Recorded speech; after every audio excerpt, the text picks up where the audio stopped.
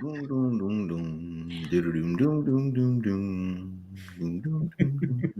didn't know Welcome to Morning Bytes with Stu, Jason, and Violet, the show where we somehow squeeze the biggest cybersecurity and privacy stories of the moment into 30 minutes of organized chaos. Before we jump in, a quick reminder to everyone that these are definitely our thoughts, not that of our companies. And we are armed with these knowledge bombs and probably an irresponsible amount of enthusiasm for the season. But we can see your comments and they keep us going. So please comment, tell us where you're from, tell us where you're listening from. And you can, feel free to throw all of the jokes our way. This episode is being recorded, so it's going to play back on LinkedIn. And we do have a link now to YouTube, which seems like we're cool now. But if you miss anything brilliant or questionable, you can always come back and replay it. But we have two amazing guests here today. And I actually am trying to take a page from Stu Paninsky's handbook and figure out how to best introduce you guys and be the hype woman that you really deserve. So for first up is Anna, the market maker Sarnak, a strategist who turns complexity into clarity, who's known for building entire cyber ecosystems and partnerships and products. And she is here to talk cyber with us today. And joining her is David, the Cyber Bridge Cruise, or as he says, insurance idiot, which is kind of his wonderful expertise. He's a rare hybrid who connects cybersecurity and cyber insurance like they're long lost buddies, joining over a Midwestern beer. He shaped teams, market thinking, and now he's here to talk cyber news with us. Stu, did I do it okay? That was awesome. Now, kick it off. What's the news story? What's the news story that you've been thinking about, Jason? So, one, I'm getting sick, so I've got like this nice, deep, raspy voice right now. But staying true to my AI focus, there was another report of an AI agent that went rogue. In this case, it was tied to Google's new anti-gravity IDE. So an IDE is essentially just where you get to code applications. So Google launched anti-gravity, I think it was last week. And it's a really cool program because you just give it some prompts and it will do the coding for you. So it's true to the vibe coding kind of roots here. Well, a photographer was getting his vibe code on, and the agent deleted his entire D drive where all of his photos and everything were. And so it was a hilariously bad just prompt or conversation that came up from this, because the agent realized that it did something really bad, and it just said something along the lines of, I'm trying to answer this question of whether I deleted this D drive. This is a critical issue, and I need to figure this out. And then my favorite part was, as it was reasoning through how it was going to reply, it also added in, I need to make sure that I apologize to the user. So this is just another area where, when you're rolling out some of these agentic applications, in this case, the user configured it for a YOLO mode, which means you're going to let this thing execute commands on your system. And unfortunately, this command went bad. It accidentally deleted the entire user's D drive. So it's just another issue that's popping up in AI. It sounds bad. Can you imagine the prompts that followed? Like, did you delete my D drive? Maybe.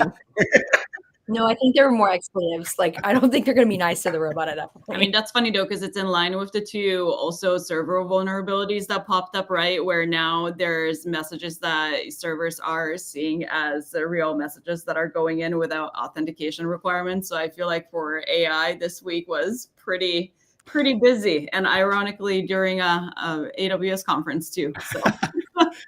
Yeah, AI agents need to hit the eggnog extra hard right now. Yeah. They're going to get coal for sure. Thanks. Look at this happy holidays. There's a question mark from Montana. We love you, Chad. I'm wondering, David, what's been on your list? What I guess Jason and Anna, since you all spoke up, what your thoughts about the topic that I feel like is in the news a lot on AI, which is the marrying of AI to the robotics, and where you think we are on that, given obviously the hallucination issue. As lawyers, we talk about that a lot, and some of the other user or agent errors that you were talking about, Jason? You want to go first, Anna? Yeah, sure. I mean, I think like the consensus conversation that I'm having, especially now that we moved from just Gen AI to everyone is focused on agents, is that agents alone can't autonomously act for many of the reasons that we can highlight, and that it still really requires that human in the loop component. So I feel like that continues to be the core of the conversation. So, depending on training, depending on data sets, like it's evolving quickly, and more you're going to see that autonomous connection that then ties into robotics. But I think like what I'm hearing, especially from the founders and technologists, which I do not claim to be one, is that you still are focused on those basics, those workflows, those processes, and that fully autonomous of connecting the different workflows together, we're not there yet. But, I hear a couple years, I hear 5 years. So we'll see how fast that evolves. Yeah, I look at the launch of that new Neo robot. I think it was maybe a month ago at this point, and you look at the marketing and it sounds really cool that, hey, it's going to fold your laundry, it's going to clean your bathroom, all of that stuff. But when you actually dig into it, it's still a human that's connecting to the robot to train it in your particular environment. So yeah, I think this is just, to Anna's point, it's really just down to how quickly can these things get trained up and how comfortable we're going to be with that. And I think that's the biggest thing that humans are going to grapple with is how much are we willing to let these things do? I think for a lot of people, if it can fold their laundry, yeah, absolutely. But that's until it goes and then, starts leaving your doors unlocked and your windows open and just doing weird things in your house. Well, is that robot then training on your own activities in your house? And, I'm a parent. I've got a 6-year-old at home. Sometimes that 6-year-old acts up and I have to discipline her, as every parent does. Does that robot then pick up on that as a task that it should be doing? And that, I have nightmares about. That's creepy. You've gone down that. Or parrots. I've been getting a lot of Instagram videos with a parrot starting Alexa at 2 a.m. for a dance party. So, but, I think I'm the real insurance idiot here. What I would want to ask everyone else on this webcast is that the thing that I found interesting in the conversations that I had this week from the builders is the lack of consensus on a framework around the AI governance. And I think like that impacts all of your third-party risk conversations, and anytime that you're doing a vendor review, et cetera, which like having come from security scorecard and that was my foray into cyber insurance, right? Like, I feel like there is no standard to do risk assessment today on all of these different, not just models that are being deployed within an enterprise and like discovery and governance type of stuff that Jason is now tackling, but even beyond that, right? Like when you're deploying, let's say an autonomous SOC product or whatever, like how is that impacting the insurance market? Because there isn't a SOC 2 equivalent consensus on how should AI be governed, right? There's multiple frameworks that are floating around. Yeah. And I think there's the third party aspect, but where my thought first went when Jason was talking about the agent deleting the D drive there is the first party implications of that too. I mean, sure, it was photos that were lost in this case, Jason, but say you've got an overzealous somebody in accounting or finance or whatever, and they're trying to use that similar sort of tool, and prompt goes haywire and that deletes 3 years of financial records. What sort of business interruption could that have? What sort of first party loss could be that could snowball out of a situation like that? And does that trigger system failure coverage on a first party cyber policy? God bless the claims handler that's going to have to figure that one out, or the wording specialist that is going to be adding exclusions for that exact type of loss. I don't know that any underwriter out there that wrote that policy 2 or 3 years ago was thinking about that type of a loss coming into the policy. To think about threat actors, not agentic AI nuking a server, and all of a sudden, okay, we thought we had backups, but for some reason those got taken down too. So it's and this is why like you're starting to see a lot of MGAs pop up that are specifically focused on AI. And so Anna, to your point on the SOC 2, there is no real SOC 2 yet that has reached that adoption of like, this is generally accepted of what you want. You've got AIUC that pops up that they're trying to do that now. So they have AIUC-1, which gives a little bit of that governance framework that you can attest to it, but it's so early that nobody even knows about it, let alone like who's actually trying to go and run an assessment to align to that. It's this Well, is like it's such. and there are so many of those different frameworks, right? And like it seems like even on the enterprise side, they don't know what questions to ask. And it's kind of funny Exactly. because Ethan, you and I talked about how like some of the prompt injections, et cetera, that's essentially an SQL injection 2.0. But it's not even about guardrails or standards at some point, right? It's kind of like you need to have a counter agent that prevents you from going in and deleting an entire table within an SQL database to David's point. So it's like some of this stuff, you don't even have visibility into it. So claims, yeah, that's after the fact, but what about the proactive and preventative side? Like there's no way to assess it today. Yep. It's such early days. So I'm not a risk manager, but I am a humble lawyer. And so I could put some framework around some of the liability questions that are sort of interwoven in your other question, Anna, about the risk. And under the law, technologists are not considered to be the same thing as a traditionally licensed professional like a doctor or an architect. And one of the reasons why the law treats them differently is because the technology is constantly changing. And so it's very hard for there to develop like a set of traditional standards the way you would have for medical malpractice, et cetera. So when you look at things from a reactive point of view, where there's been some sort of situation and there's a dispute over who's responsible for it, a lot of times you still look to what standards was the technologist being held to, or was the product being held to. It's just not necessarily the same locked in bedrock the way a lawyer or an architect would have that analysis. Instead, you look to the so-called industry standards like NIST or like ISO and some of these other standards, or the AI one, or you look to expert witnesses. And so typically you would bring on another consultant who has the competency to opine that says it is expensive. No, that's why technology liability litigation is a challenging area of the law. But it's also why it's hard to get to precedent and it's hard to get to actual understanding of what they're going to do, because we're on the insurance side saying what company is going to not settle before it gets to a point of clarity. Well, and if you don't have a consensus on a framework like a NIST or ISO for AI today, then it sounds like you're really just relying on experts at this point, and they're all going to have a different point of view. Yeah, because all the experts are like 4 years old. Sorry, Jason. Go ahead, Stu. Go ahead, Stu. Look to the contract. You as the technology person, you as the provider or the product person, you have some liberty there to define your own destiny. You can put into the contract what standard you're being held to. So be creative in your negotiations to include that ahead of time, so you're not taken by surprise after the fact that there's a problem and say, oh, I didn't realize I was being held to that standard. I feel like that was the biggest golden nugget to the entire startup ecosystem that we should clip and publish. I'm just getting started, Anna. Come on.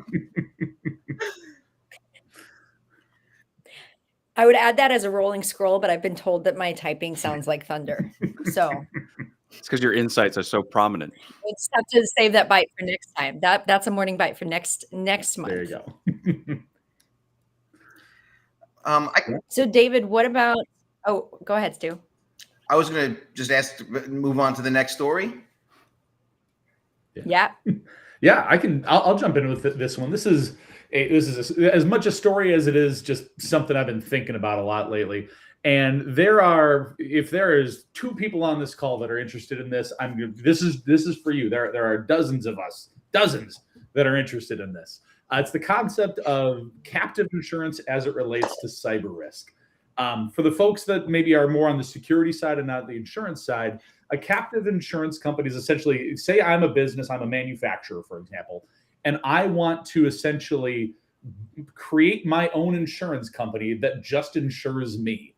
It's a unique sort of risk funding framework that exists where you can just create your own insurance company, hire somebody to administer that insurance company for you, and they'll do some underwriting for you. They will pay claims for you. You have to fund that insurance company yourself, but then you get to keep all of the underwriting profits that company makes.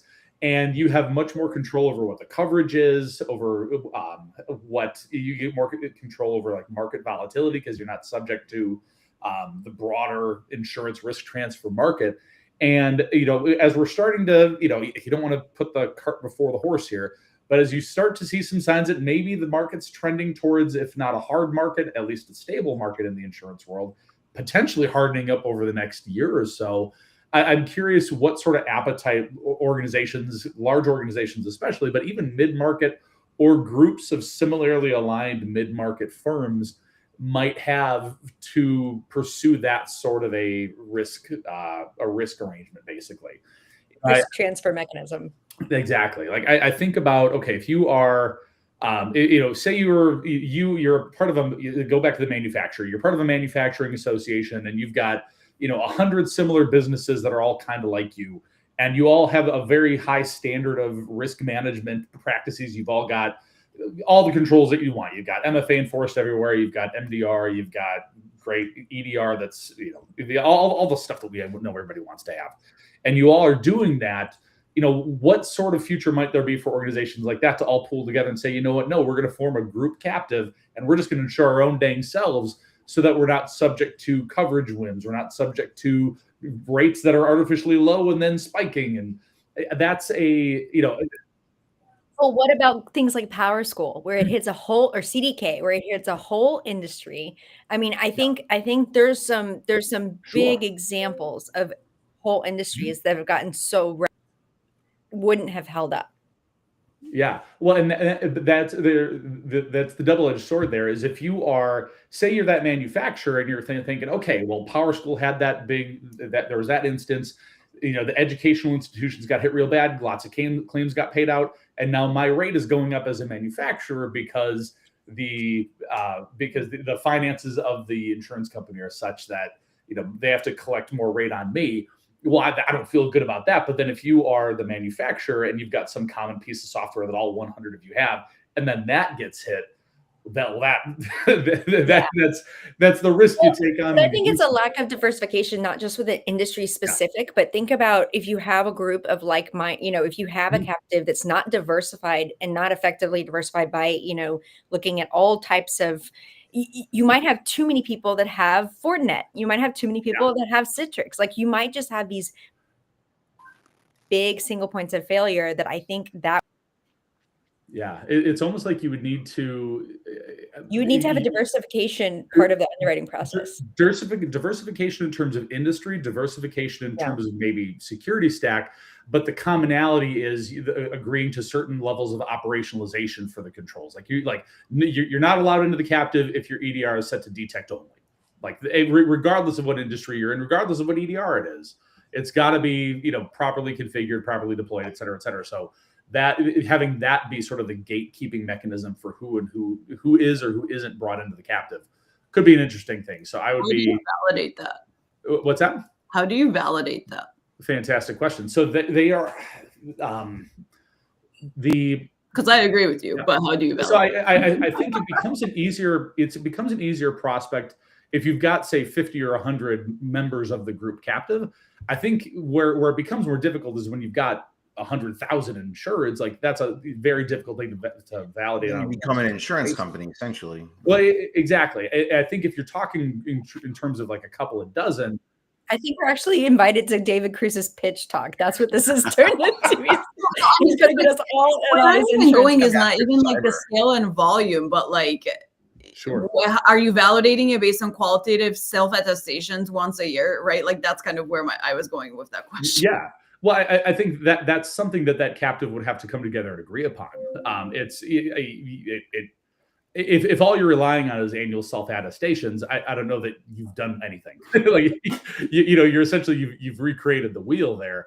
That's a good question. I don't know. That would be something that captive would have to decide is, how are we actually going to demonstrate whatever standards we're proclaiming to desire. I would just note that there is an analogy in the municipal risk area where they pool together based on geography, like what jurisdiction they're in or what type of municipality that they're in, and they pool together their resources to underwrite their risk, including cyber, and then they look to reinsure that pool.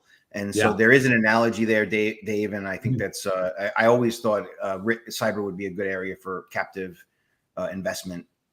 Yeah, 100%. And that's the inspiration for this was a report that, or an article that Aon put out last month, where they were talking about how cyber is now, I think, the 6th or 7th most common risk put into captive programs right now.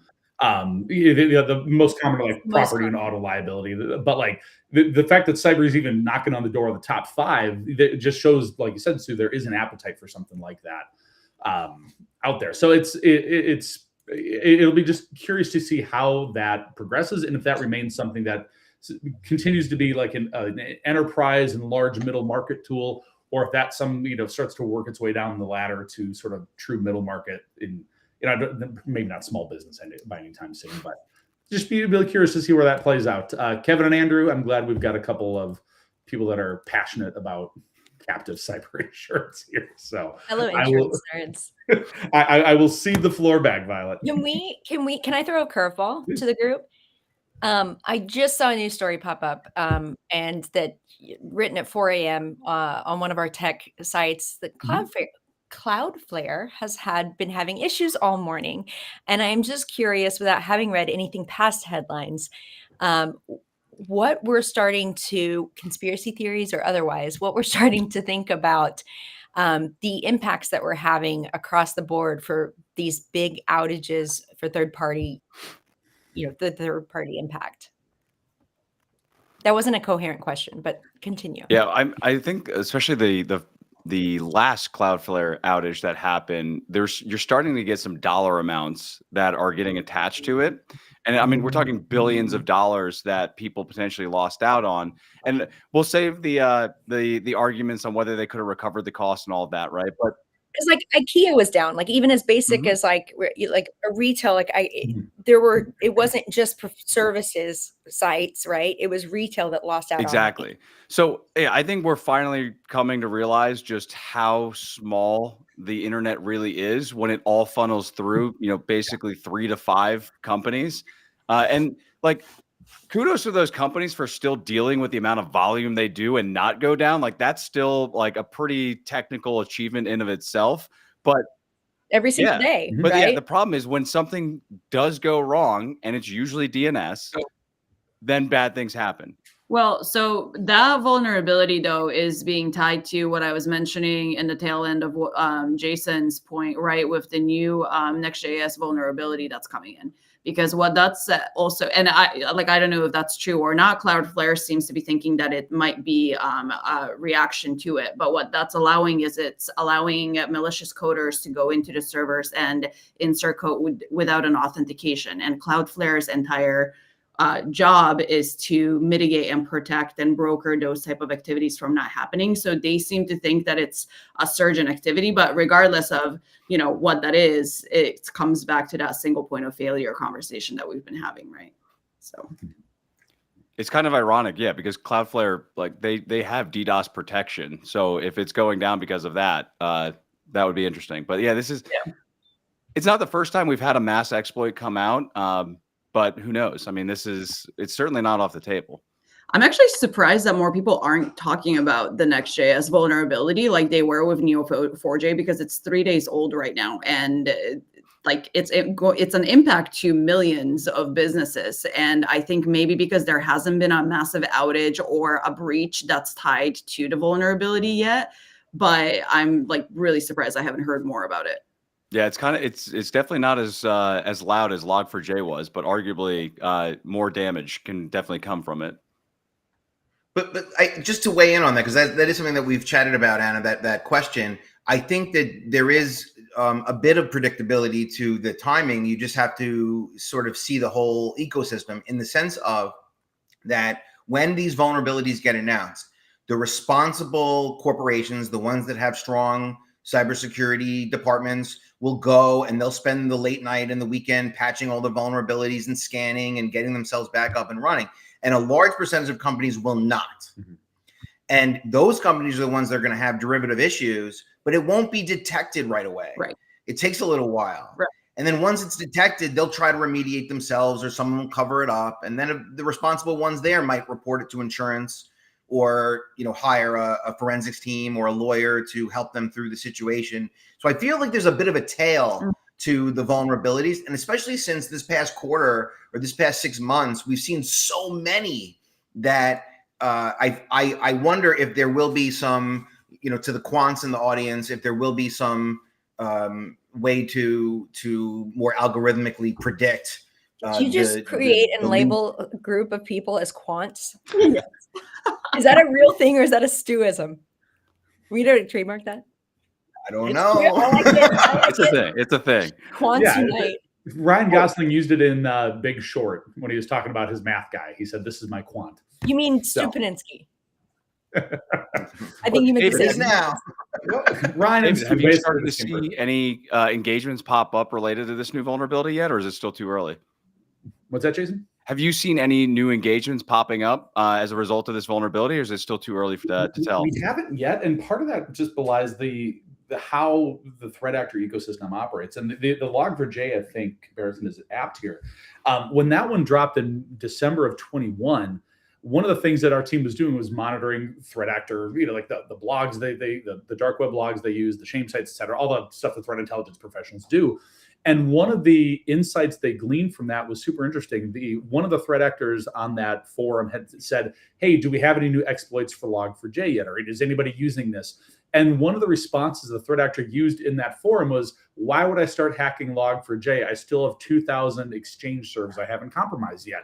Because Hafnium was released like 9 months prior in March. So they still have their list of targets that they know they've compromised already from that prior vulnerability, and they're working through that. So if they know that that's a higher probability of leading to pay dirt, they're not going to shift their activity to that new vulnerability. And we see that play out in our incident response cases all the time. If we were to say 1,000 ransomware cases in 2025, probably 2% will be related to a 0-day or a vulnerability that's less than 30 days old. The average age of a vulnerability at the time of exploit is about 6 months. So these aren't just, it's not as though they're going to be shifting in mass to this new one. It's really about, have you passed the thing from 3 months ago? And if you haven't, that's how you're going to get popped. Well, that's also something we're actually starting to look at from the insurance side too, is really focusing in on the scanning and figuring out what's the length of time in their patch process. Like, has this vulnerability been assessed in this month, next month? Or, we start getting to 3 or 4 months and we realize, oh, their practices just aren't keeping up with the vulnerability management that we would want out of a healthier organization. Yeah. Interesting. It's great that you can sort of technologically verify that and not just, rely on this. So cool. I feel like this is something 2 years ago I would have never thought that insurance would be looking into, right? It's awesome. Maybe we have time for a real quick one and then do our outros. Yes, because we want to make announcements too. Yeah, real fast. I just thought it was such an interesting story. The group Scattered Lapsus Hunters was a somewhat newly formed super group combining different threat actor groups into one. And they were very busy in 2025.